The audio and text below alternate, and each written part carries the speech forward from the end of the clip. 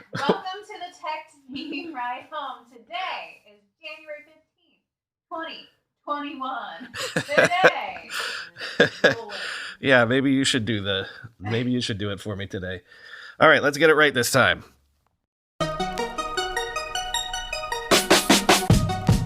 Welcome to the Tech Meme Ride Home for Friday, January 15th, 2021. I'm Brian McCullough. Today is Apple finally throwing in the towel and giving us the sort of laptops we actually want.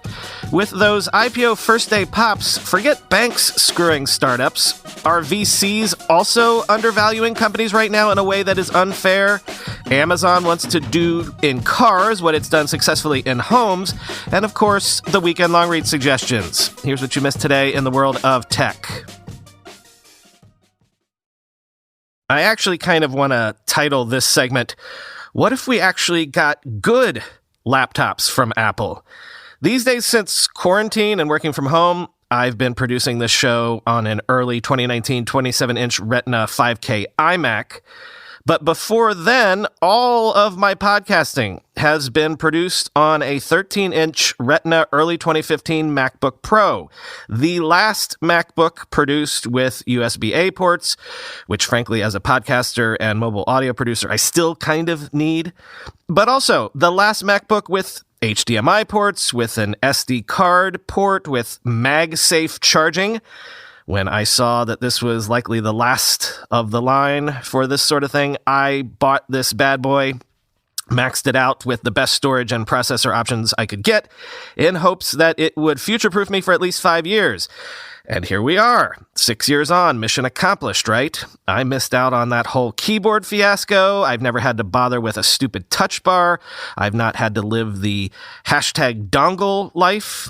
And I've not had to make the Sophie's choice of either plugging my laptop into power or connecting a peripheral. Can you hear the smugness in my voice? For 5 years, Apple crucified MacBook and MacBook Pro enthusiasts on a cross of design changes nobody wanted, on a thin and light aesthetic that, frankly, has gone too far. And so, yeah, I've been smugly watching the car crash from afar, but yet I have also been worried that 6 years is a long time for a laptop. How much further could I take this beautiful boy and still get enough out of it? I've gone so far as to fantasize about and even spec out a Surface Book 3. And of course, I have been looking jealously at those M1 chips, desperately hoping to maybe come back to the MacBook Fold to take advantage of that. Well, guess what? It looks like Apple has hopefully, fingers crossed, decided to throw in the towel and maybe just make laptops useful again. Both Ming-Chi Kuo and Mark Gurman are out with pieces this morning suggesting Apple is, along with adding M1 chips, this year bringing back MagSafe charging, adding more ports instead of taking them away, and maybe killing the stupid touch bar from their MacBook Pro lineup, quoting 9to5Mac. The new MacBook Pro will feature 14-inch and 16-inch sizes and feature ARM Apple Silicon instead of Intel CPUs. However, Kuo shares some much more surprising tidbits, namely that the touch bar will be gone in favor of physical function keys.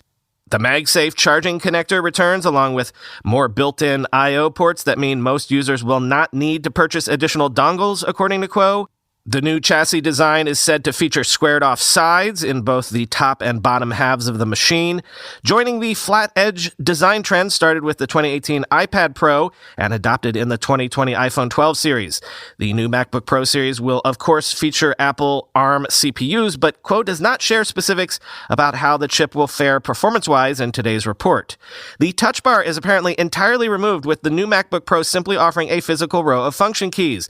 This is interesting in light of the fact that the low-end 13-inch M1 MacBook Pro was released last fall and did come with a touch bar, although all of the first M1 Macs essentially featured identical hardware designs compared to the previous generation. Kuo does not specify exactly what I/O ports will be offered. The current high-end 13-inch and 16-inch MacBook Pro models feature 4 Thunderbolt 3 USB-C ports, 2 on each side.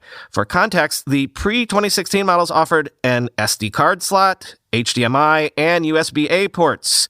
USB-C ports are technically superior and can carry data at a much higher bandwidth, But the fact the current MacBook Pro features USB-C exclusively typically means users have to buy and carry an array of dongles.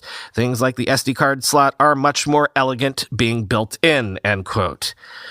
Believe me, yes. Mark Gurman says this, quote, "The return of MagSafe with the next MacBook Pros will also allow those laptops to charge at a faster rate," the person said. "The connector will be similar to the elongated pill-shaped design of the older MagSafe port," end quote. But also real quick, back to Kuo, who also says Apple is aggressively testing something called vapor chamber thermal systems to cool new iPhones, quoting Apple Insider. "Generally speaking, vapor chamber, or VC technology, involves evaporation of a liquid, typically water, within a specialized heat pipe or heat retention structure that snakes its way through a device chassis. Heat from processors and other high-load electronic components causes the liquid to evaporate into a vapor that spreads thermal energy through the evaporation chamber as it travels to areas of lower pressure. Fins or other condenser bodies remove heat from the vapor, which returns to a liquid state and is carried back to areas of high pressure through capillary action. Apple has reportedly been working on VC systems for some time, but early solutions have not lived up to the company's high standards." Quote, "The iPhone's critical reason not to adopt VC is because of its reliability test results that cannot meet Apple's high requirements," Kuo writes. "Still, we are optimistic about the VC reliability improvement schedule and expect that at least high-end iPhone models would be equipped with VC in the near future," end quote.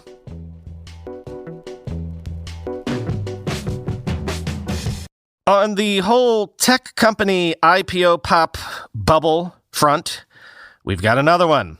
Poshmark closed up more than 141% on its first day of trading yesterday, valuing the company at more than $3 billion, quoting CNBC.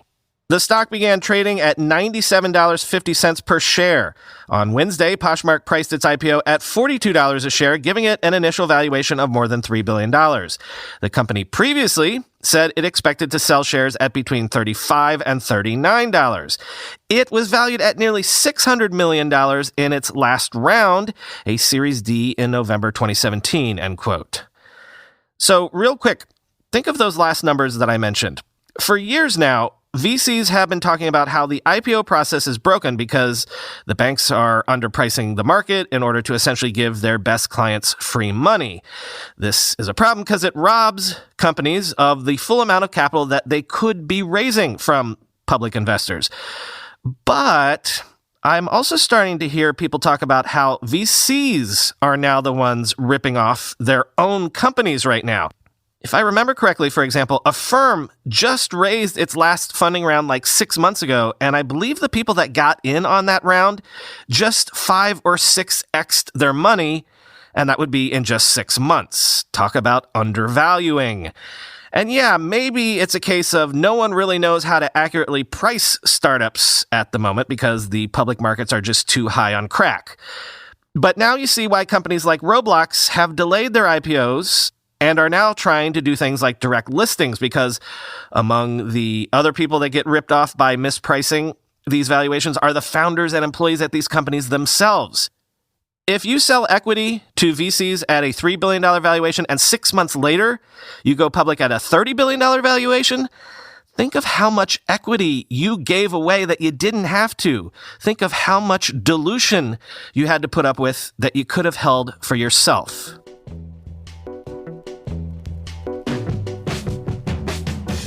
Amazon is launching Amazon Custom Assistant, which will let car makers build their own custom AI assistants with their own wake words, custom voices, and more, quoting The Verge.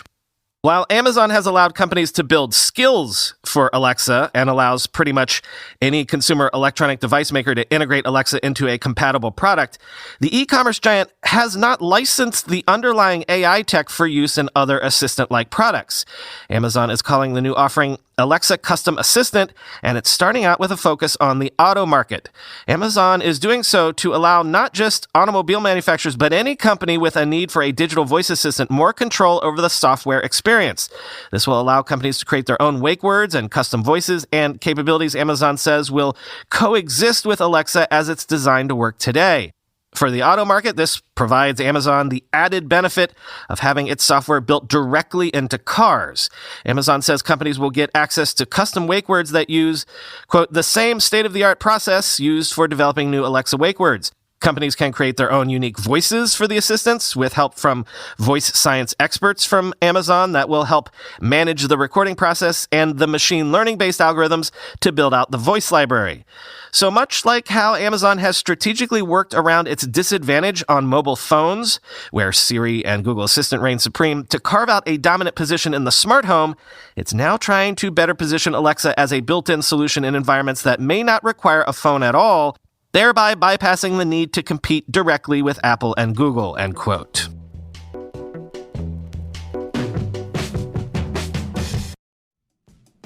So, who's been in this pickle? To win your next big customer, you need to know your technology will perform the way you want it to, even under an enterprise workload, that the cloud infrastructure supporting that performance won't buckle under the strain. But without actually landing that big customer, enterprise cloud is priced out of your reach. Well, not anymore, because Oracle for Startups delivers enterprise cloud at a startup price tag with free cloud credits and 70% off industry-leading cloud services to help you reel in that big fish confidently. And with multi-cloud support, no vendor lock-in, and a security-first approach, you're free to keep building in any way you choose. Your partnerships should be assets, not roadblocks to your success. To learn more, visit oracle.com/go-to/ride. That's oracle.com/go-to/ride.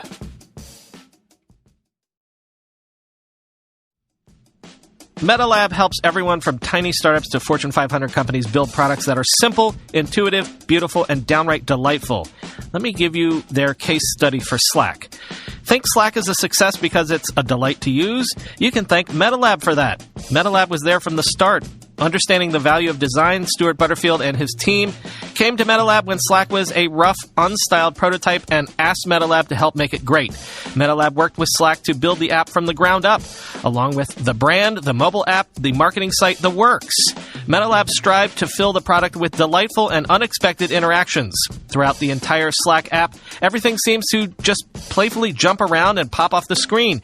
Each of these moments was designed not only to help the user understand what was going on, but to put a little smile on their face. Today, Slack is a publicly traded company with a multi-billion-dollar market cap.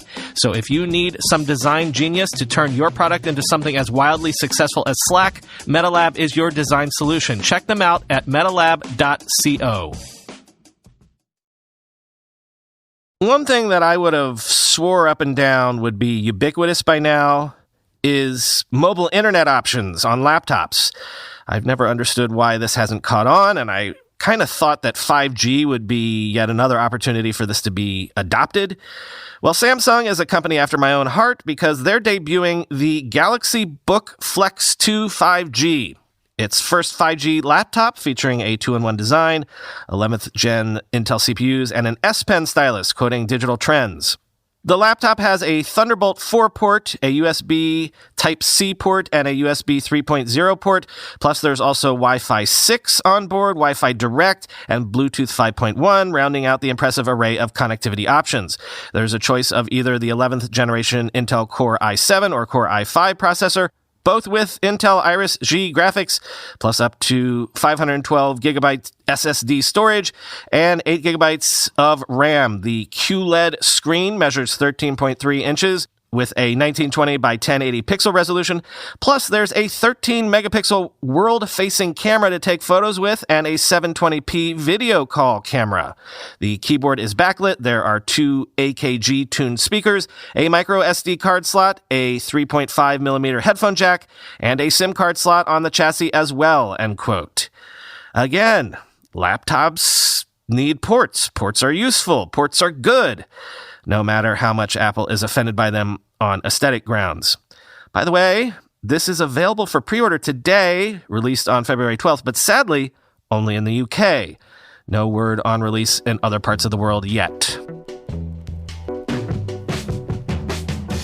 And real quick, the Trump administration has added Xiaomi along with 8 other Chinese firms, to its blacklist of alleged Chinese military companies, forcing U.S. investors to divest their holdings in said companies by November 11th, quoting the Financial Times. The move marks a significant blow for Xiaomi, which had been a big beneficiary of Washington's campaign of sanctions against Chinese competitor Huawei. That had helped Xiaomi's sales to surpass U.S. group Apple's, making it the world's number 3 phone maker by units sold in the third quarter. The U.S. Defense Department said the move against Xiaomi and 8 other newly listed Chinese companies aimed to counter that country's military-civil fusion development strategy, but offered no evidence of the smartphone maker's involvement in this, end quote. So one thing we're going to have to watch very closely these next few months is to what degree the Biden administration either reverses some of these moves against Chinese tech or continues to press the issue to whatever degree, because the Biden administration may or may not care as much about Chinese tech as the Trump administration did, but they still at the same time could, just let some of these moves stand and let the previous administration take all the blame. They could, in other words, let tensions cool a bit by not stirring the pot further, but also keep some of these aggressive actions in place without their fingerprints on them.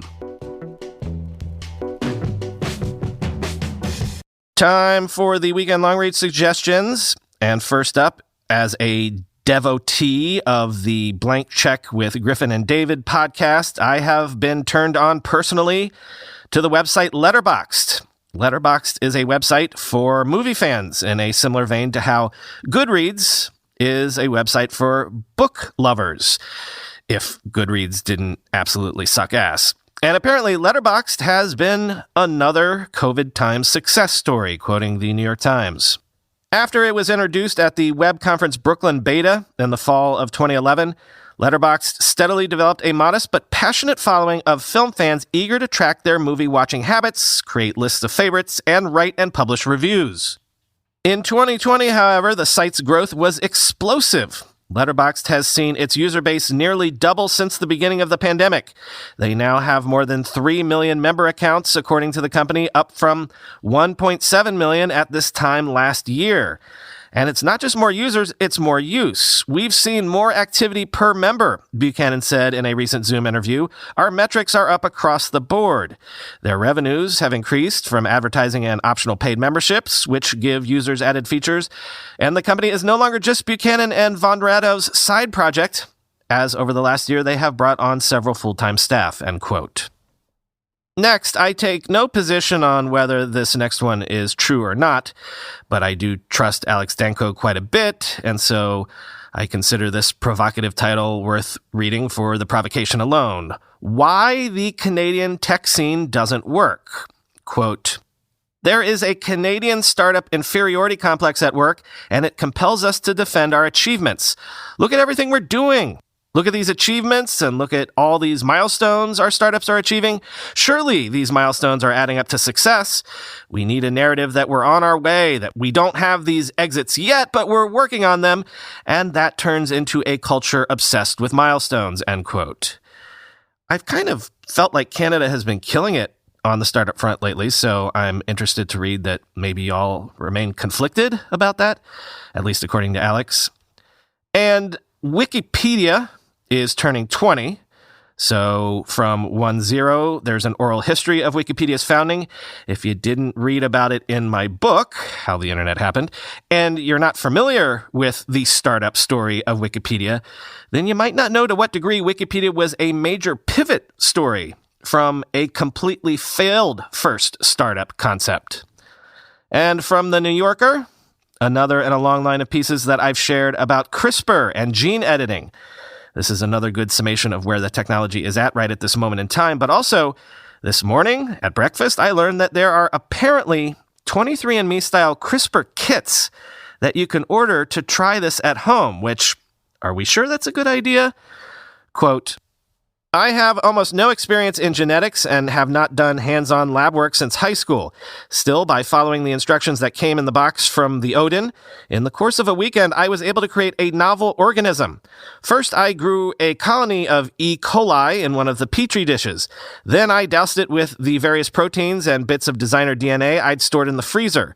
The process swapped out one letter of the bacteria's genome, replacing an A, adenine, with a C, cytosine. And thanks to this emendation, my new and improved E. coli could, in effect, thumb its nose at streptomycin, a powerful antibiotic.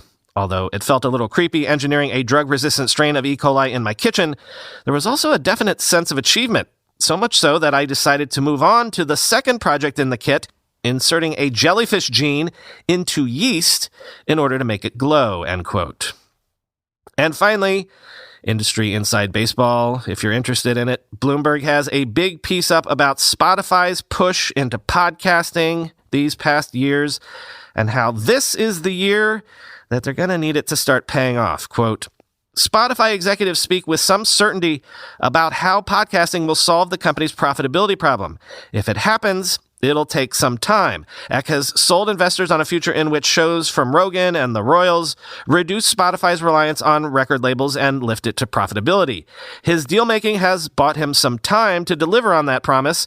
The company's stock price is more than doubled in 2020, boosting its valuation from about $27 billion to more than $60 billion. But ad sales stayed largely unchanged, and estimates put losses at the company at more than $300 million, end quote.